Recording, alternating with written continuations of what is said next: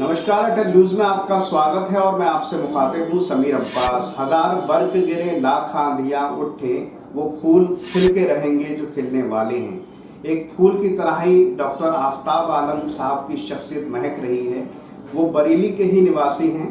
अहम बात यह है कि उन्होंने अपनी MBBS की पढ़ाई अलीगढ़ मुस्लिम यूनिवर्सिटी से 2006 में शुरू की और उसके बाद जब ये सिलसिला आगे बढ़ा तो उन्होंने आंखों में DOMS किया, यानी स्पेशलिस्ट वो बनते चले गए और उसके बाद अपने तजुर्बे में इजाफा करते हुए तमाम जगहों से होते हुए जब ये सिलसिला और कारवां आगे बढ़ा तो क्योंकि बरेली की मिट्टी और तहजीब में ये बात है कि वो अपने तमाम जो शख्स होते हैं वो अपनी जगह खींच लाती है। यही वजह है कि उन्होंने बरेली में आके अपनी सेवाएं देना शुरू की।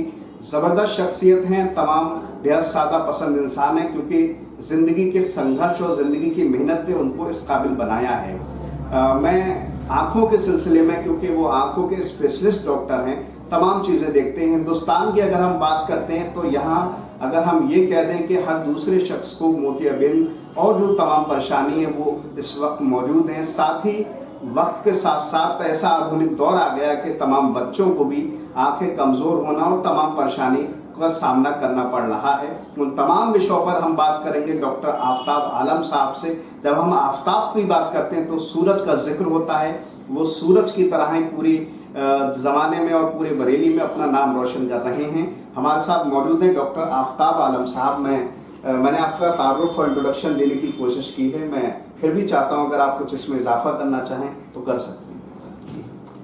जी, मैंने 2006 में MBBS किया था अलीगढ़ से ही। वहीं से मैंने कंप्लीट करने के बाद में अपनी PG यानी diploma of medicine and surgery में PG किया था, यानी आई स्पेशलाइजेशन किया था। 2014 में मेरे कोर्स कंप्लीट हुआ। उसके बाद से मैंने तीर्थंकर महावीर यूनिवर्सिटी में, शहीद भगत सिंह में, अलग अलग हॉस्पिटल्स में काम किया और पिछले साल के एंड से मैंने कोरोना के बाद से मैंने अपनी स्पेशलाइजेशन मतलब अपनी प्रैक्टिस अलग स्टार्ट की। जी, हम थोड़ा सा सिलसिले को आगे बढ़ाएंगे। एक लंबा तजुर्बा रहा है आपका और आज भी आप लगातार सेवाएं दे रहे हैं। हम सबसे जो आम बीमारी है मोतियाबिंद की, उससे ही शुरू करना चाहते हैं। बुजुर्गों में ये लगातार होती है और नौजवानों में तो नहीं है, लेकिन क्या वजह होती है कि मोतियाबिंद की बड़ी आम परेशानी है और आज भी जो है लगभग हर दूसरे शख्स को, तीसरे शख्स को ये नजर आती है और किस तरह का जो इलाज है वो इस टाइम मुहैया कराया जाता है? जी, मैं इस बारे में बताना चाहता हूँ।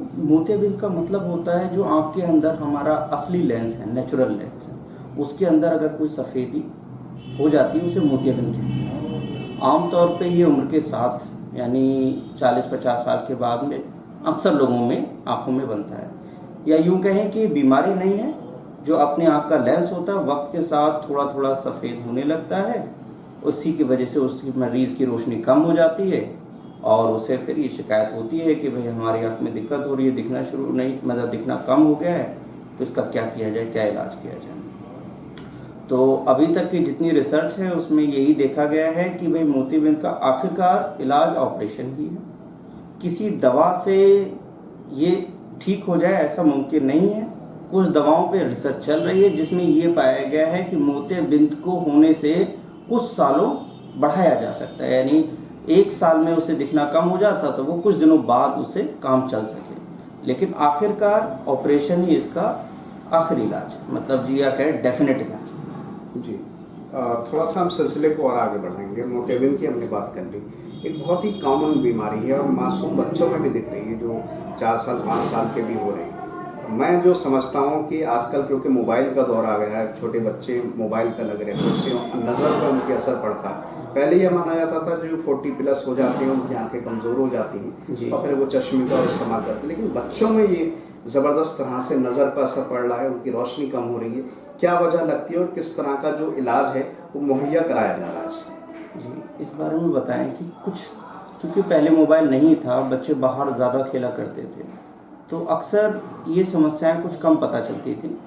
लेकिन जैसे जैसे वक्त बदल रहा है, मोबाइल का चलन बढ़ रहा है, तो ये पाया जा रहा है कि मायोपिया यानी जिसे कहें दूर दृष्टि दोष, यानी सिर्फ पास ही का दिखता है, दूर का नहीं, ये समस्या कुछ बढ़ रही है और अभी इस पे रिसर्च जारी है क्योंकि ये 10-15 साल से ही ये नया सिलसिलावार शुरू हुआ है कि लोगों मोबाइल में इंटरेस्ट लेने लगे हैं। या यूँ कहें कि बच्चों को भी हाथ में मोबाइल दे देते हैं। तो अभी तक की तो ये रिसर्च में इसी तरह से है कि ये समस्या को जोड़ा जा रहा है मोबाइल से, और हमें ये लगता है कि आई से जितना रिलेटेड हो, यानी आँख से जितना जुड़ा है, उससे ज़्यादा बच्चों की साइकोलॉजी से ही जुड़ा है। यानी बच्चों की, क्योंकि लगातार मोबाइल देखने की वजह से उनकी साइकोलॉजी भी वहीं तक सीमित रहती है। अलग अलग तरीके के जो कंटेंट आते हैं उसमें, उससे बच्चों की मानसिक स्थिति में बदलाव आ रहा है, जिस पे लगातार रिसर्च चल रही है। और कोशिश यही होनी चाहिए माँ बाप की, जो मैं कहना चाहूँगा, कि बच्चों को मोबाइल से या यूँ कहें टीवी से भी दूर रखा जाए। ऐसी चीज़ों से हम ये अभी तक नहीं पूरी तरह कवर कर पाए हैं, या रिसर्च पूरी नहीं इस्टेब्लिश हो पाई हैं कि कितना फ़र्क पड़ रहा है, ठीक है। लेकिन इतना तो श्योर है यानी रिसर्च से कि इसमें ख़तरनाक यानी दुष्प्रभाव पड़ तो रहे। अब कितना उनकी नज़र में है, कुछ स्टडीज़ कह रही हैं कि हाँ डेफिनेट है, कुछ में कि अभी तक रिजल्ट्स नहीं है। तो मैं ये कहना चाहूँगा कि मोबाइल से दूर रखें, इतना तो कंफर्म हुआ है जी। और कितनी दिक्कतें होंगी ये अभी जैसे जैसे रिसर्च आएंगे हम एक बात आपसे डिस्कस करेंगे। मैं इसी से जुड़ा सवाल पूछना चाहता हूँ। नज़र की जब कमज़ोर हो जाती है तो चश्मे लगवा दिए जाते हैं। जी। चश्मा जो है वो किस हद तक कामयाब है? क्या ये पूरी ज़िंदगी लगाना होता है या कुछ इससे फ़ायदा भी मिलता है? जी, ये समझ लीजिए कि जैसे चश्मा किसी को लगता है, हमारी आँख इस तरह की डायनेमिक, जैसे शरीर में अंदर बदलाव होते रहते हैं, ऐसे ही हमारी आँख में ही बदलाव होते रहते हैं। नंबर भी बदलता रहता है, तो हम पहले से नहीं कह सकते हैं कि किसी का नंबर बढ़ेगा या घटेगा या उतना ही रहेगा, ठीक है। कुछ हमारी यानी यंग एज में ज़्यादातर ये पाया जाता है कि मायोपिया जो समस्या है वो ज़्यादा होती है, और वक्त के साथ में 40 के बाद में लोगों को प्रेस्बाइब यानी पास का देखने में दिक्कत होती है। ये समस्या आमतौर पे है, लेकिन ये डेफिनेट नहीं है, यानी पहले से हम ये कह नहीं सकते हैं कि किसको कौन सा दोष होगा, यानी निकट दृष्टि या दूर दृष्टि कि किसमें कितनी होगी, लेकिन ये मोटी मोटी बात है। और अभी कुछ रिसर्च है इसमें कि ये पाया गया है कि अगर बच्चों के नंबर बहुत तेज़ी से बढ़ रहे हैं तो डॉक्टर को दिखाएं, और कुछ मेडिसिन ऐसी आई हैं जिससे उनका बढ़ना यानी नंबर का बढ़ना रोका जा सकता है। ये कुछ लेटेस्ट रिसर्चेस। तो किसी भी बच्चे का जिसका नंबर आ रहा हो, जिसको साफ नहीं दिख रहा हो, उसको डॉक्टर से यानी आई डॉक्टर से ज़रूर दिखवाएं, और ये कोशिश की जाए कि उसका प्रॉपर इलाज यानी हर 6 महीने में उसका रिव्यू ज़रूर होता है। जी। थोड़ा सा मैं सिलसिले को और आगे बढ़ाता हूँ, और चीज़ बहुत अहम बात है, क्योंकि दुनिया की जो रोशनी है वो अपनी आंखों से देख पाते हैं, लेकिन कुछ ऐसे लोग होते हैं तमाम वजहों से जिनकी धीरे धीरे करके रोशनी चली जाती है और फिर वो पूरी तरह से ब्लाइंड हो जाती है। क्या कोई ऐसी आधुनिक तकनीक आ गई है या आने वाली है, या किसी तरह से उनका इलाज हो सकता है जो वक्त के साथ साथ किसी बीमारी के तहत या और वजहों से ब्लाइंड हो जाते हैं और वो देख नहीं पाते? किस तरह से इलाज मुहैया है? ऐसी कई वजह हैं जिसकी वजह से आँख की रोशनी वक्त दर वक्त यानी वक्त के साथ में कम होती जाती है। मोतियाबिंद भी एक वजह है, काला पानी या ग्लाइकोमा कहते हैं वो भी वजह है। कुछ और जेनेटिक बीमारियां भी होती हैं, जैसे रेटिनाइटिस पिगमेंटोसा है, ठीक है, या पर्दे की मैकुलर डीजनरेशन, या शुगर की या बीपी की वजह से पर्दे में जो बदलाव आते हैं वो हो गए। वजह कई होती हैं, तो इसलिए हमारी कोशिश होती है कि उन वजहों को पकड़ा जाए, उसके हिसाब से ही इलाज कराया जाए। जैसे डायबिटिक रेटिनोपैथी है तो कोशिश ये होती है कि शुगर कंट्रोल रहे, पर्दे का लगातार जांच कराई जाती रहे ताकि कोई भी बदलाव जो ख़तरनाक हो सकते हैं उनको वक्त पर पकड़े। इसी तरह ग्लाइकोमा है वो भी ज़्यादातर 40 के बाद में लोगों को हो जाता है, तो हर मरीज़ जो 40 के बाद है एक बार ज़रूर अपने पर्दे की जाँच करवाएं या नस की जाँच करवाएं, ताकि इन बीमारियों को होने से पहले पकड़ा जा सके, और अगर हो गई हैं तो इनका इलाज सही वक्त पे हो सके ताकि बीमारी को काबू किया जा सके या उसका इलाज कराया जा सके। जी, एक सामाजिक बात है, मैं चाहता हूँ आप उसकी तरफ भी मैसेज दें। लोग अपनी आंखें दान करते हैं, नेत्र दान बहुत ज़रूरी है। हम आज़ारियों जो इनकी रोशनी नहीं है उनकी रोशनी दे सकते हैं। लोगों में गलतफहमी है, उसको लेकर मैं चाहता हूँ उस तरफ भी एक मैसेज दें। नेत्रदान महादान की कैटेगरी में रखा गया है, यानी इसको महादान कहा गया है।